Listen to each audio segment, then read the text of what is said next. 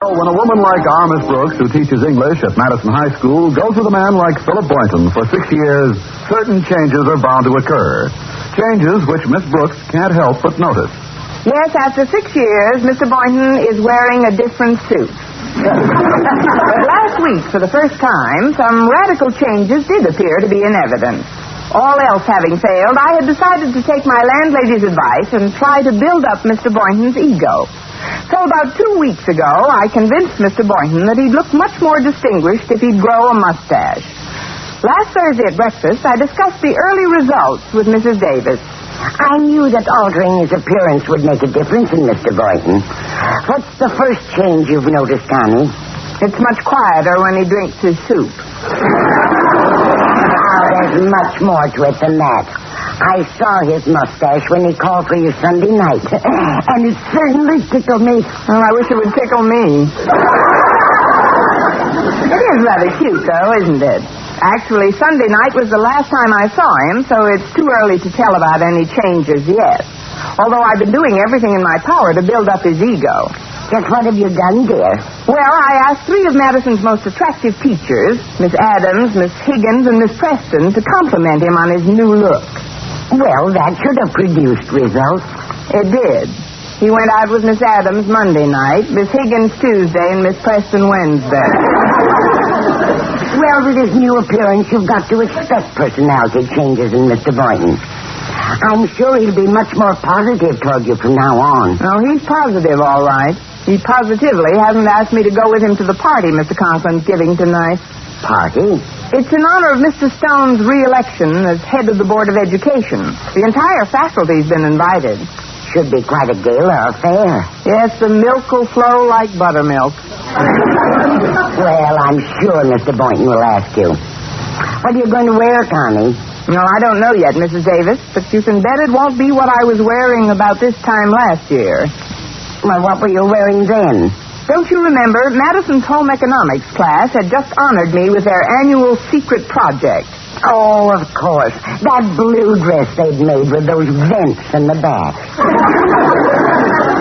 They just made the dress. I made the vents when I bent over. Whatever became of that dress, dear? Well, for a while, Walter Denton used it as a seat cover for his car. But I'll never forget when I first got it. I had to wear it around school for a week so I wouldn't hurt anyone's feelings. I only hope they don't honor me again this year. The presentation is due any day now. Really? How do you know? Well, Harriet Conklin's been hinting about it for days. She's in charge of the project this term. Well, I'm sure she wouldn't give it to you 2 years in a row. Well, maybe not, but... Oh, that's Walter to drive me to school. Be out in a minute, Walter. Well, I guess I'd better be going, Mrs. Davis. Very well, dear. Have a nice day. Oh, when you make my bed today, just leave the covers turned down, will you? The covers? Yes, if I get that presentation again, I'm liable to come down with a severe case of German measles.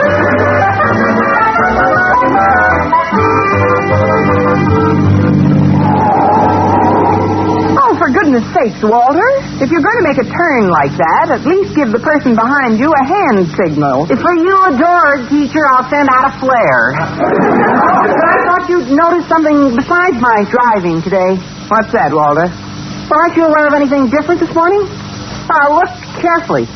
Oh, of course. The pedestrians have been removed from your fenders. It concerns my personal appearance, Miss Brooks. Do you see anything over my upper lip? Yes, you forgot to wipe the egg off your lips. Please, that's a mustache, Miss Brooks. Harriet noticed it immediately. But, of course, I usually give her a much closer view. I got the idea from Mr. Boynton. Gosh, the way that man's mustache has changed his personality. Then you've noticed it. No, who hasn't? It's amazing what a difference some hair over a man's upper lip will make. Why, in the last few days, he's even winked at some of the female teachers. That's just a nervous twitch, Walter. Nothing. And that isn't all. A couple of times I caught him holding a hand mirror up to his face. Maybe he was trying to find out if he's alive. Apparently he is beginning to change, but you can't prove it by me. I've hardly seen him in the last 3 days. You know, just wait till you do. You'll be able to tell right away. It's practically all Harriet talked about last night. Harriet? She didn't happen to mention the home economics class secret project, did she? I mean, did she say who was going to be the lucky winner of this year's seat cover address? Well, no, but she did say they were going to make the presentation today, so whoever it was could wear it to Mr. Conklin's party tonight. Turn the car around, Walter. I feel an attack of the measles coming on.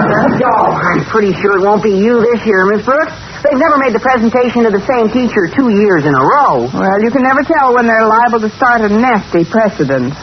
But I guess it's... Say, this isn't the way to school, Walter. Yeah, I know. Miss Enright called before I left home and asked me if I'd pick her up on the way to school, too. Miss Enright? Did she know I'd be along? Oh, sure. Yeah, she said that would make the trip even more enjoyable. Miss Enright said that? Well, to quote her exactly, Miss Enright said she'd always look forward to being present when you were taken for a ride. That's Miss Enright, all right. Well, I suppose I can stand it for a few miles if she can. Well, let's see now. She said her house was right in the middle of the block and she'd be out front. Here it is. Just pull up in front of that stunted tree, Walter. That's Miss Enright. Oh, yes. You have wonderful vision, Walter. Well, good morning, Walter. Good morning, Miss Brooks. It was. My, but you two make a pretty picture in the front seat. We do? Yes. I'd call it mother and son in jalopy. Well, hop in and we'll have 3 generations, Grandma. Well, I do hope I won't be crowding you, Miss Brooks. But then you're used to being shoved around, aren't you, darling? Maybe I just better get out and walk. No, nonsense. Just move over a little. Oh, there we are. Oh, this is comfy. Walter, your upholstery is positively squishy. I haven't moved over yet. Oh.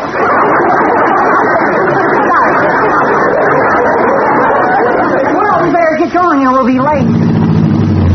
Well, Miss Brooks, looking forward to Mr. Conklin's little party tonight? I suppose you'll be wearing the dress the home economics class gave you last year. Or maybe they'll give you this year's sack in time. They don't give it to the same teacher 2 years in a row. Maybe you'll get it. Oh, don't be silly, darling. Muslin isn't becoming to me. It would be if you had the collar and leash to go with it.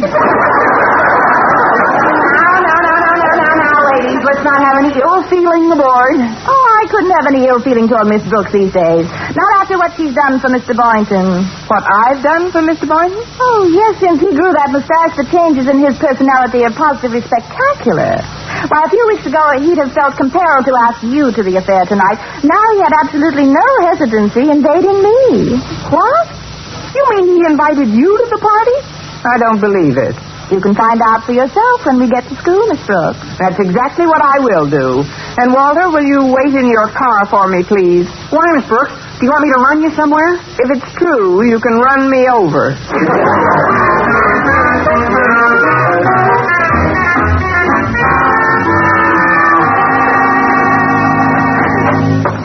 Oh, Mr. Boyton. Mr. Boyton, where are you? Oh, right over here, Miss Brooks, in front of this mirror. Oh, I wanted to talk to you before class began, and... What are you doing, Mr. Boyton? I was just trying to make up my mind about this mustache, Miss Brooks. Do you think I should wax it or let it curl naturally? I'd say it's 6 of one and half a dozen of the other. 6 of one and half a dozen of the other? Yes. Wax the 6 hairs on one side and curl the half dozen on the other. You know, this is the first time I've ever seen you in front of a mirror, Mr. Boyton. I know. Why, I must have passed this mirror 10 times a day for the past 6 years. Well? Gosh, what I've been missing. That is, I think a man should pay attention to his appearance, don't you? I'm beginning to wonder.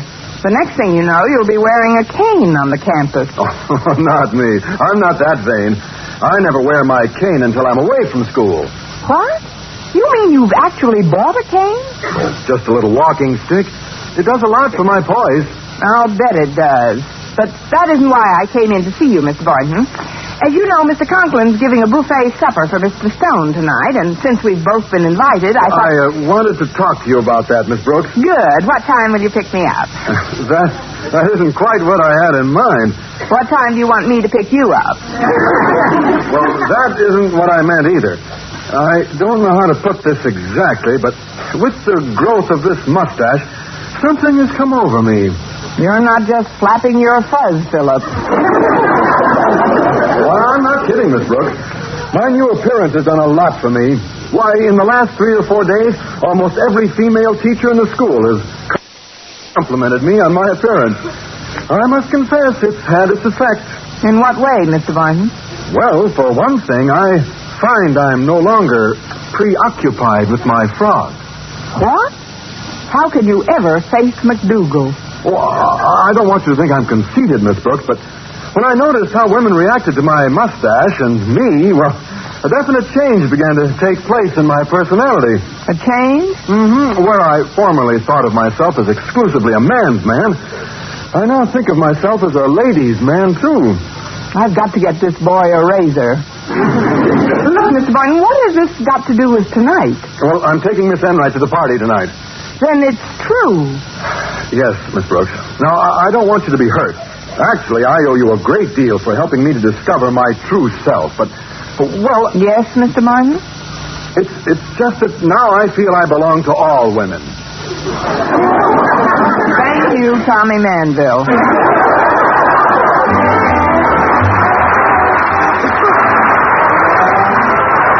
Here, behind the store. Oh, for a minute I thought the radiator was leaking hot air. Me, Mr. Conklin. I wasn't far wrong. What are you doing behind the door, Mr. Conklin? Step into my office, Miss Brooks, and I'll tell you. All right. Well, aren't you coming out? I don't dare. I just learned that I'm one of the recipients of this year's clothing award from the home economics class. I'm wearing the thing now. Well, don't be bashful, sir. I'm sure you look ravishing in the new muslin dress. It's not a dress, Miss Brooks. The class made me a suit of clothes. When Harriet first presented it to me, I thought it was a horse blanket. However, on closer inspection, I discovered it was a suit made from a horse blanket. Oh, it can't be that bad, sir. Come on out and let me see it. I don't know whether I should risk it. You promise you won't laugh? Yes, sir, I promise. All right. Here I am. Well, I didn't laugh. Now you can appreciate what I'm up against. This consists of nothing but odds and ends. Well, if you don't mind my saying so, you look a little odd where it ends. At certain times, your levity leaves me cold, Miss Brooks. In certain places, so will that suit. I haven't dared leave the office since I put it on. Now, don't misunderstand. I'm deeply honored that Harriet's class thought enough of me to give me this award. Oh, of course. It shows that the undergraduates involved hold me in the highest esteem. Yes, indeed. And there's truly nothing in the world I treasure more than this gift. Nothing in the world. But, Miss Brooks, since this was the class's secret project... You wish they'd have kept it a secret. The truth of the matter is, when Harriet and her classmates made the presentation this morning, they insisted that I not only wear this suit when Mr. Stone arrives this afternoon, but tonight at the party as well.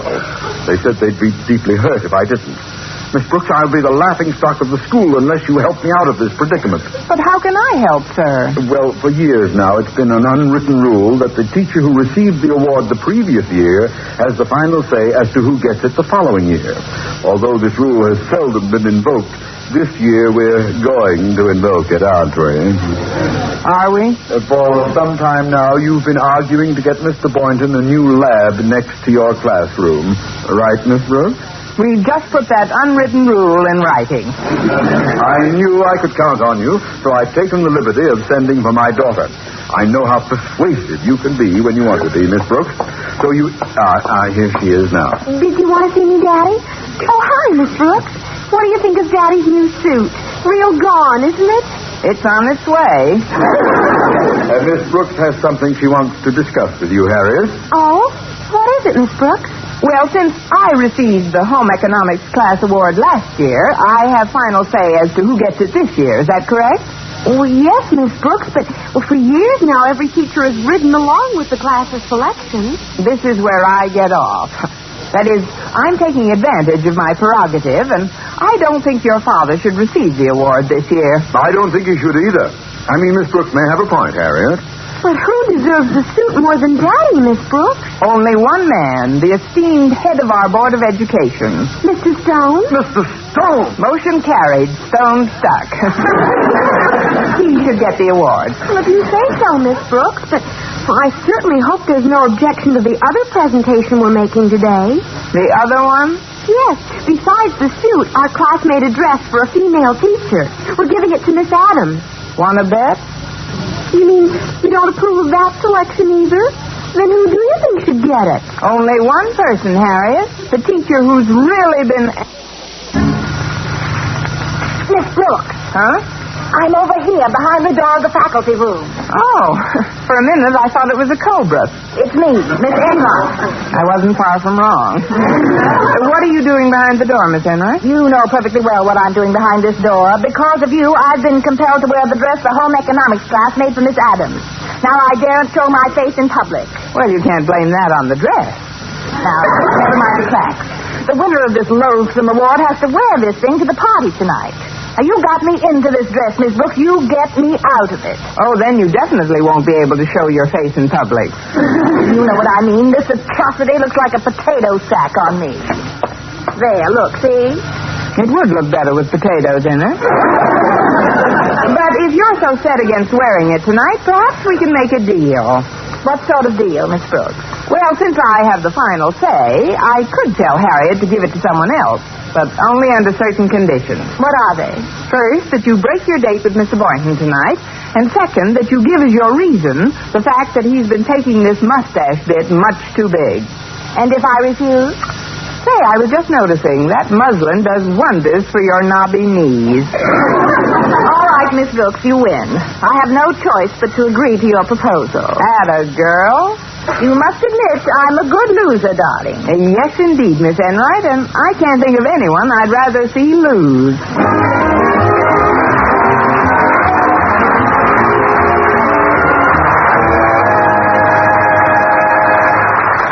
At 3 that afternoon, my principal and I were in his office awaiting the prospective recipient of the two garments. Well, Mr. Stone ought to be here any minute now.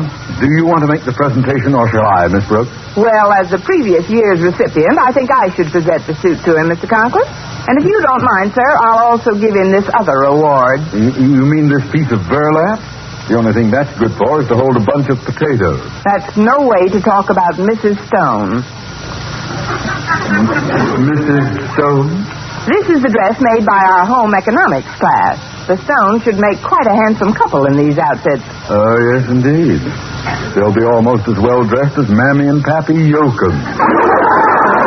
However, as long as you've made... Oh, there he is now. Come in. Well, good afternoon, sir. Good afternoon, Osgood. Hello, Miss Brooks. Hello, Pappy. Mr. Stone. Before we get down to school business, Mr. Stone, Miss Brooks has a little presentation for you from our home economics class. A presentation? Why, Miss Brooks, I'm touched. Wait till you see it. You'll go out of your mind altogether. Mr. Stone, to show our deep appreciation for the work you've done in behalf of Madison High School throughout the year, the home economics class has made this gift especially for you. Here you are, sir. Why, it's beautiful. Do you really think so? Yes, indeed. The next time I go riding, I'll put it under my saddle. Oh, no, sir. It's a man's suit. The class expects you to wear it to Mr. Conklin's party tonight. This is a man's suit? You can tell by the buttons. See?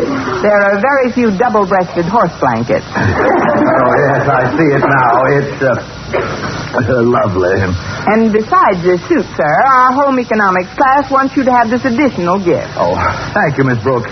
That'll come in very handy. It should hold several pounds of potatoes. It's a dress for Mrs. Stone. I see. You're giving this suit to me and this dress to my wife. We also supply a door to hide behind. That is, you'll get a lot of good wear out of them, I'm sure. Yes. Well, Osgood, I don't know how to thank you for your part in this. Oh, Miss Brooks deserves all the thanks. As recipient of last year's gift, she had the final say. It was her idea. Your idea, Miss Brooks? Has my transfer to Siberia come through yet? If you're going to wear this suit to the party tonight, why not try it on now, sir? I have a tie in my inner office that will go perfectly with it. I'll dash right in and get it. Won't be a minute. Miss Brooks, I don't want you to mistake what I'm going to say for a moment. I'm deeply honored that the home economics class thought enough of me to give me this award. Of course. It shows that the undergraduates involved hold me in the highest esteem. Yes, indeed. But if this was a secret project, why didn't they keep it a secret? Don't get me wrong, Miss Brooks. I just feel that this award should be given to someone more directly concerned with Madison's daily life. Mr. Conklin, for instance. Mr. Conklin? Yes, I feel that you should reconsider to whom this gift should go, just as I am about to reconsider the appointment of a new head of Madison's English department.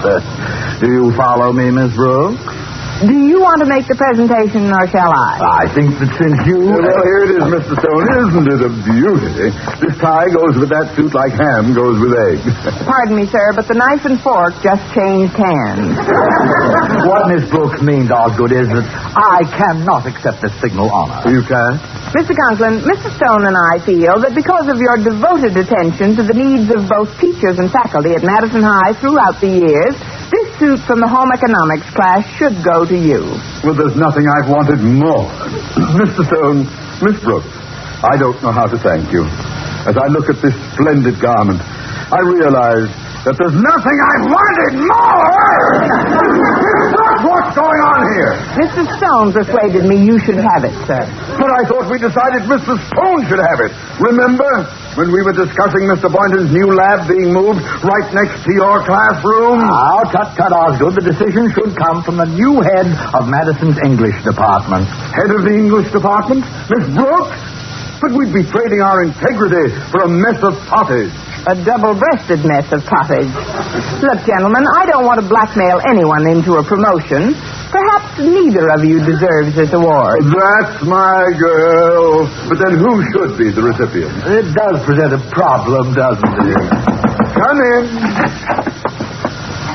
Hello, everyone. Mr. Boyton, welcome home. Oh, no, you can't. Huh? Will you make the presentation, or shall I, Mr. Stone? Go right ahead, Osgood.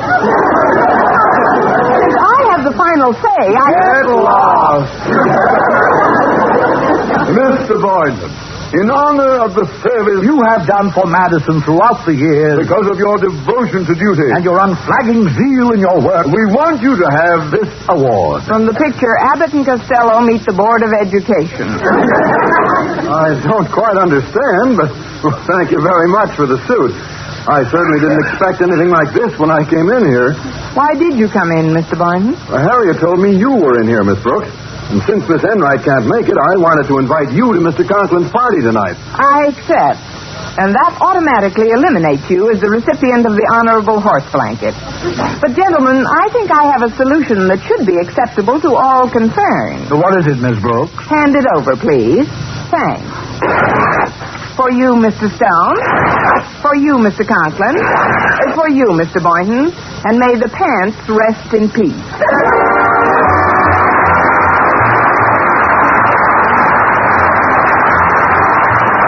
Starring Eve Arden, Clark Clark, is produced and directed by Larry Burns, written by Arthur Oldsberg and Al Lewis, with the music of Bud Gluskin. Mr. Conklin was played by Gail Gordon.